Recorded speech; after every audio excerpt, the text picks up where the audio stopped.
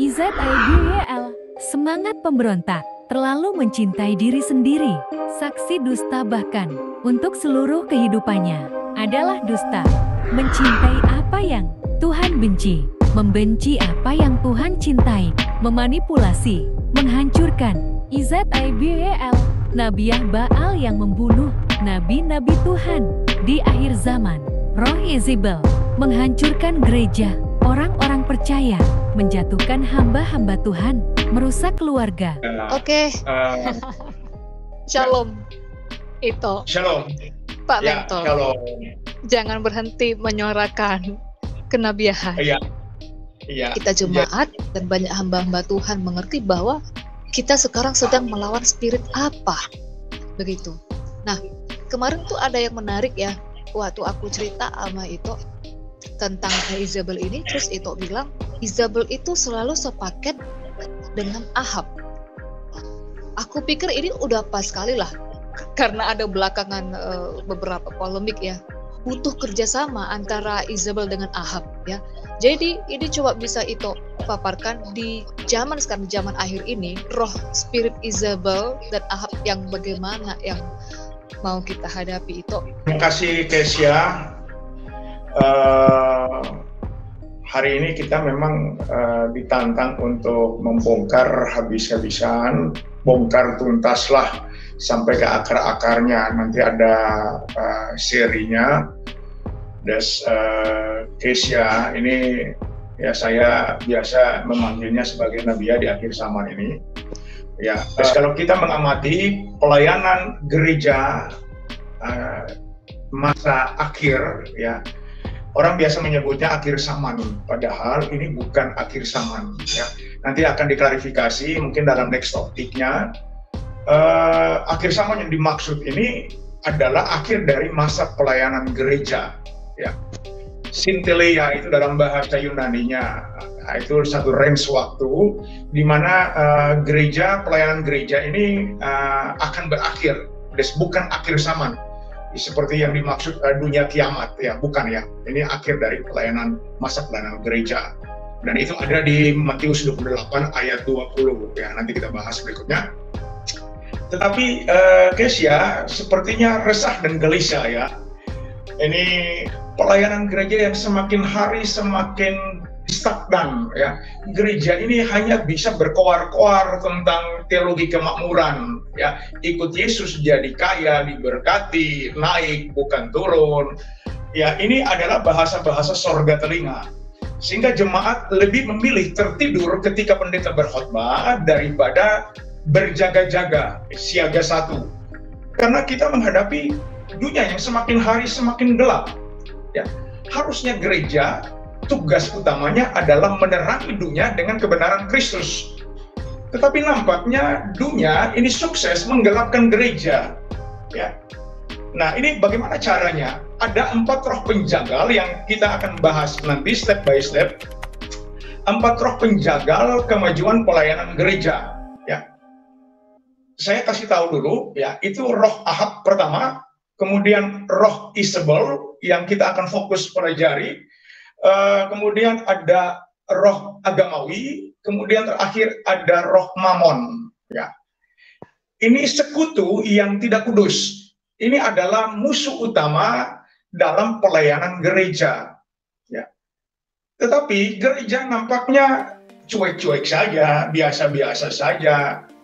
Gereja tidak lagi siaga satu. Ya. Gereja malah sedang berteletabis dengan 4 roh ini.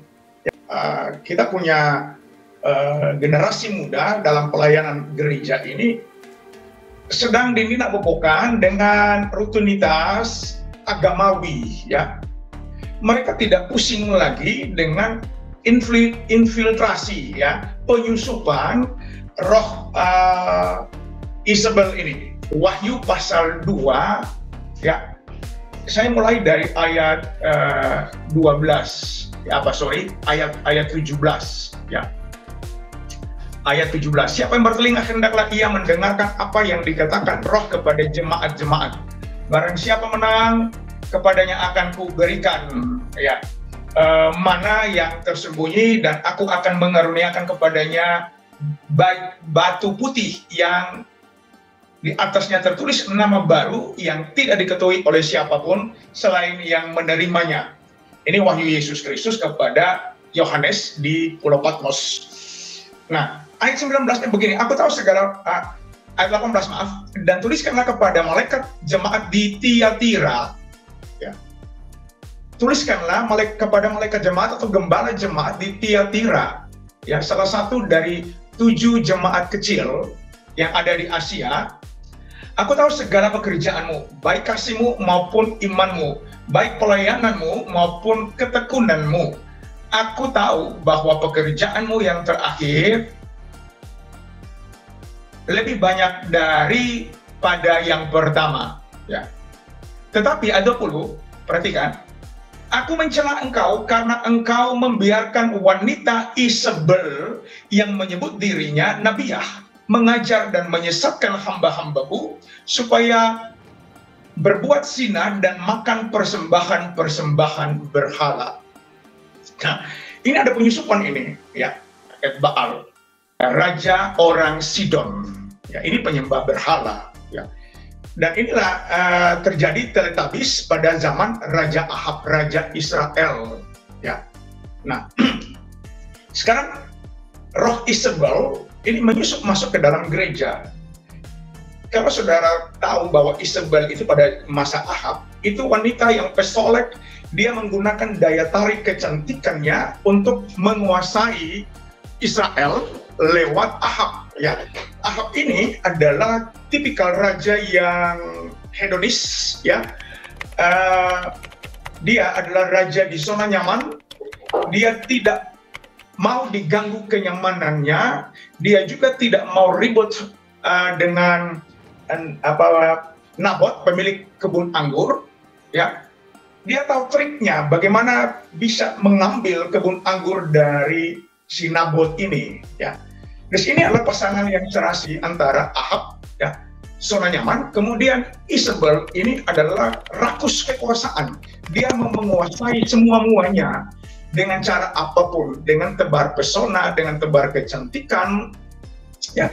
Akhirnya Israel terpuruk, ya, Israel terpuruk, dan saudara bisa baca di Perjanjian Lama, di kisah para raja atau di raja-raja, ya. Nah, sekarang Isabel physically sudah tiada, sudah mati, ya. Tetapi rohnya masih bergerak hingga saat ini. Dia masuk ke dalam gereja. Ya. Nah, ini akhirnya mendapat sorotan jemaat yang ada di Tiatira, ya. Ya. Ini jemaat di Asia, jemaat di Tiatira. Ini menggambarkan jemaat sekarang ini, ya, masa sekarang ini. Jemaat nampaknya begitu rajin, ya. Kalau saudara membaca, aku tahu, ya, Yesus mengatakan, aku tahu pekerjaanmu, baik kasihmu maupun imanmu dan pelayananmu maupun ketekunanmu. Aku tahu bahwa pekerjaanmu yang terakhir lebih banyak daripada yang pertama.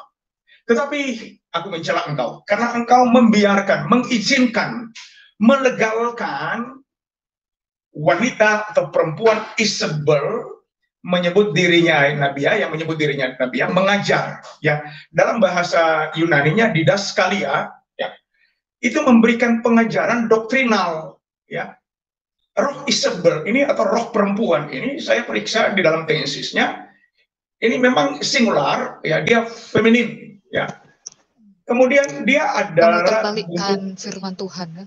Ya, ya, ini roh perempuan, roh yang penuh dengan kemolekan, ya. Si Isabel mendapat keleluasan pergerakannya karena ada pendukung utamanya, yaitu Ahab.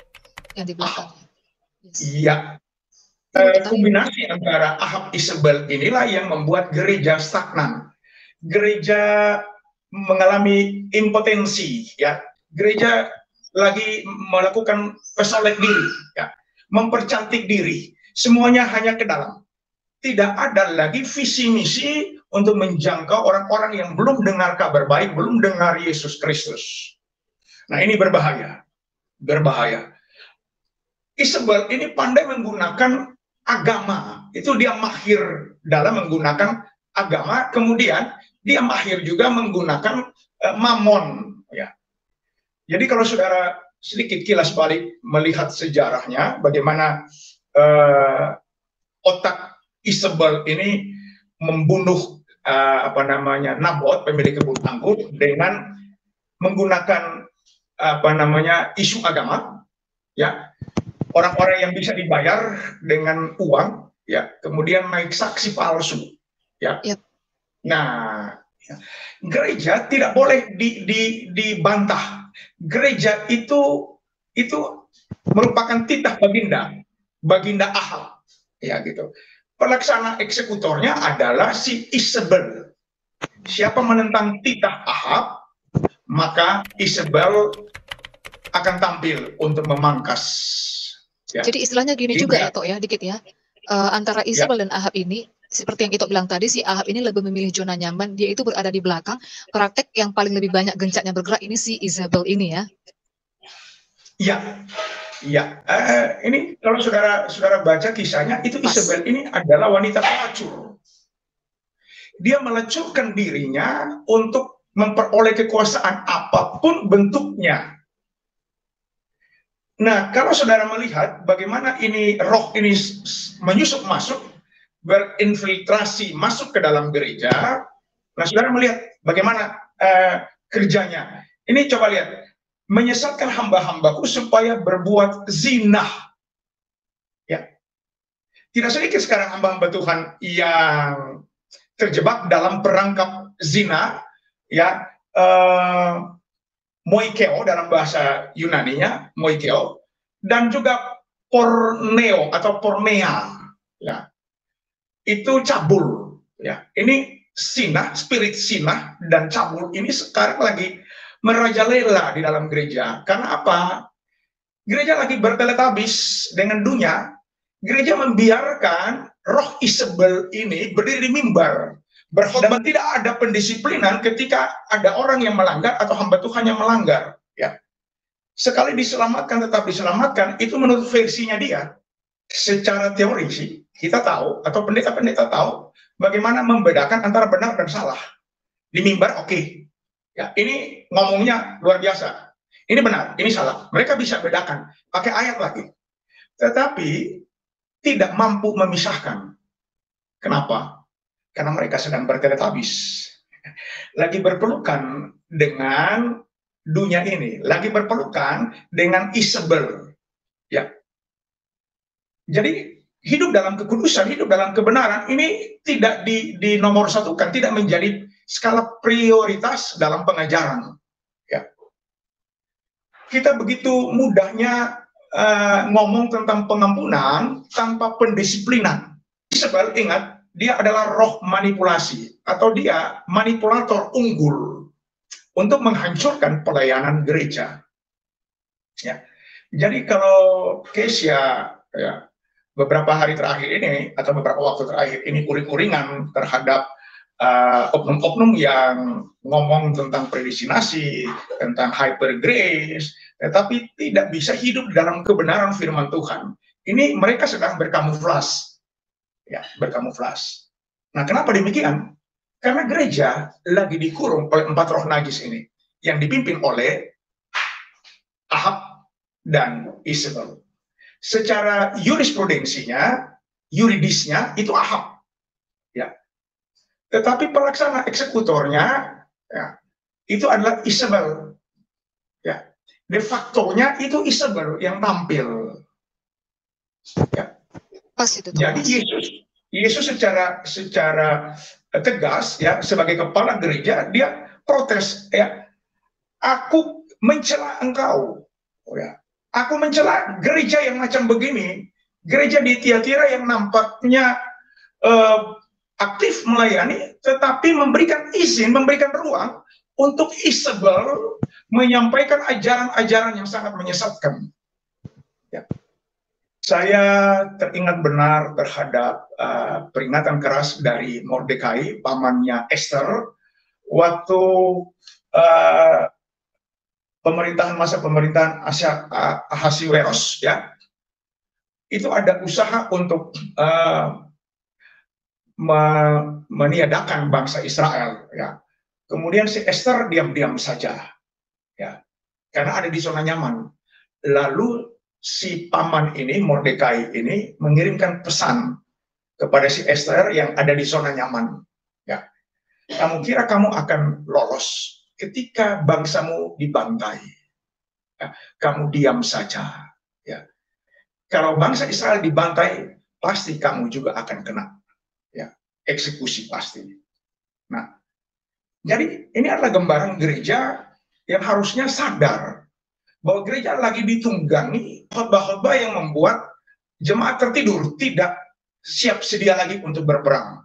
Saudara kalau baca sedikit kisahnya, bagaimana akhir hidup dari Isabel itu di tangan Yehu, panglima perangnya sendiri. Ya, setelah Ahab mati, ya dalam medan pertempuran, ya Isabel masih sibuk pesolek diri, ya, menghias diri. Ya.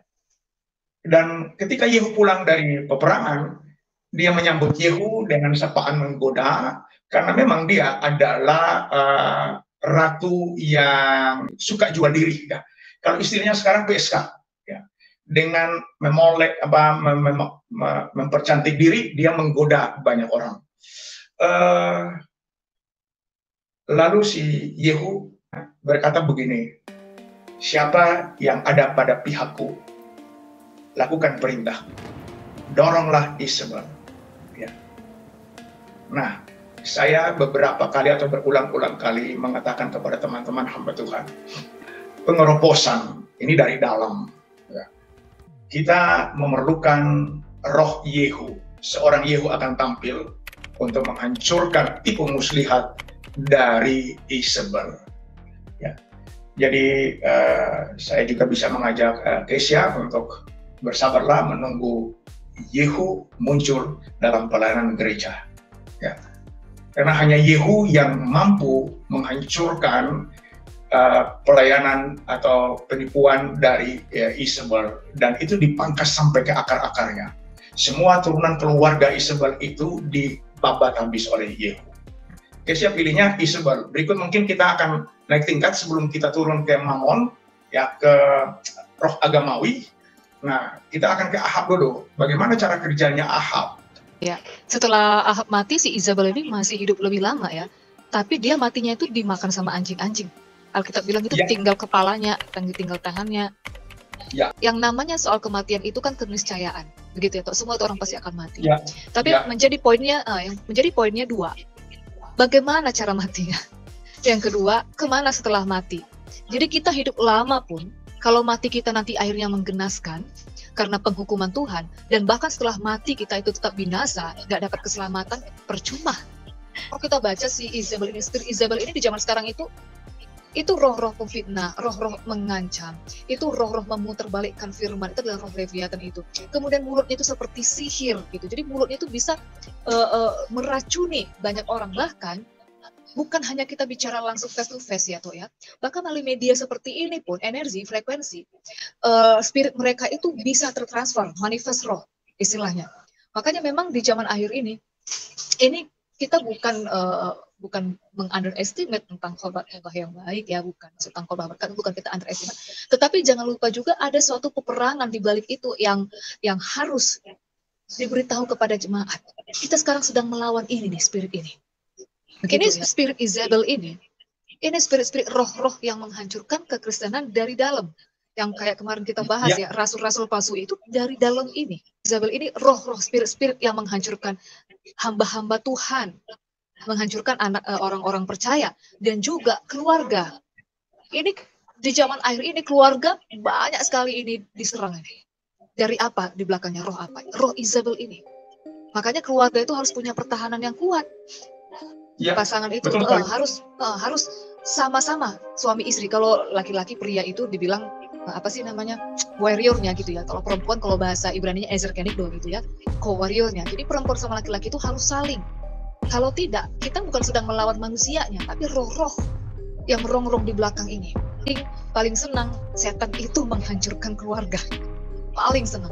Ada saya mau tambahkan dikit berhubungan dengan ayat pokok kita di Wahyu pasal 2. saya memberikan kritik teks terhadap terjemahan Lai. Aku mencela engkau karena engkau membiarkan wanita Isabel yang menyebut dirinya Nabiah mengajar dan menyesatkan hamba-hambaku supaya berbuat zina. Ini berbuat zina dalam bahasa Yunaninya itu porneia, bukan moikeo. Ya, ini cabul. Harus yang tepatnya cabul, melakukan percabulan. Karena seperti yang saya tadi katakan bahwa dia bukan sekedar saja menjadi istri Ahab, tetapi dia cabul dengan melakukan porneia dengan laki-laki, banyak laki-laki ya.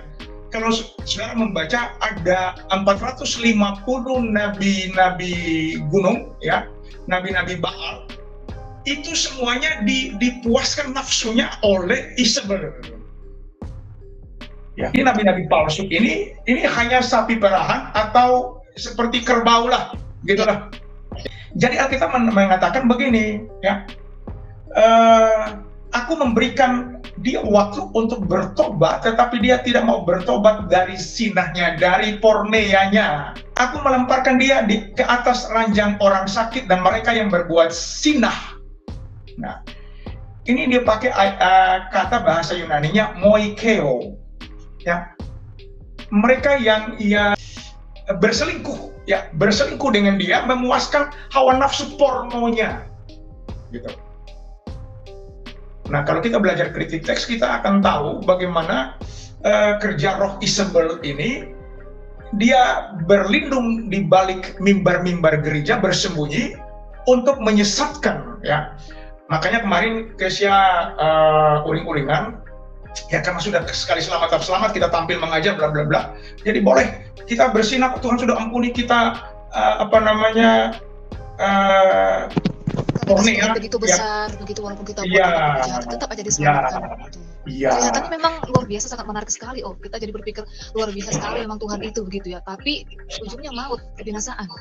Ya, ini kan kompromis. Ini cara-cara Isabel menjebak pelayan-pelayan.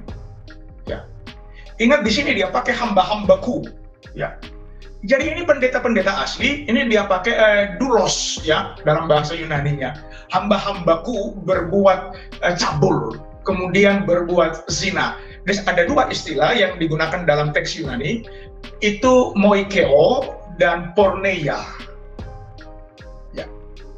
Makanya Yesus bilang begini, kalau engkau melihat perempuan, lalu timbullah hasrat daging nafsu birahi, maka engkau telah bersinah. Ya, itu dia pakai moikeo. Tapi ada juga peringatan dari Yesus bahwa engkau sudah bersinah, sekali lagi ini kesalahan terjemahan, itu porneia, melakukan praktek persetubuhan dalam pikiran. Ini harusnya dibongkar tuntas, guys ya. Ya. Makanya Yesus mencegah mulai dari pikiran. Karena dari pikiran ini timbul segala niat jahat. Nah, jadi orang kompromi dengan dosa atas nama kasih karunia. Makanya kemarin saya katakan kepada Kesia dan semua orang yang mendengarkannya bahwa kasih karunia hyper grace itu bukanlah simde, bukanlah surat izin melakukan dosa. Tetapi justru kasih karunia akan menuntun orang untuk hidup di dalam kebenaran Yesus Kristus. Ya. Kita perlu tahu kebenaran. Dan kebenaran itu, aletheia itu adalah bersumber dari Yesus Kristus. Nah, kalau kita belajar kebenaran dari Yesus Kristus sendiri memampukan kita untuk berjalan di dalam kekudusan, berjalan di dalam kebenaran. Jangan terlalu pusing dengan pernak-pernik keindahan dunia, ya, sebab banyak orang juga cemburu dengan pelayanan yang radikal, biblikal dari Kesia. Ya. Saya terus memotivasi Kesia dan juga memonitoring pelayanan dari Kesia lewat YouTube ataupun dari lewat media yang lain, media internet. Ya. Oke. Sampai ketemu lagi. Tuhan Yesus memberkati. Salam Hyper Grace. Amin.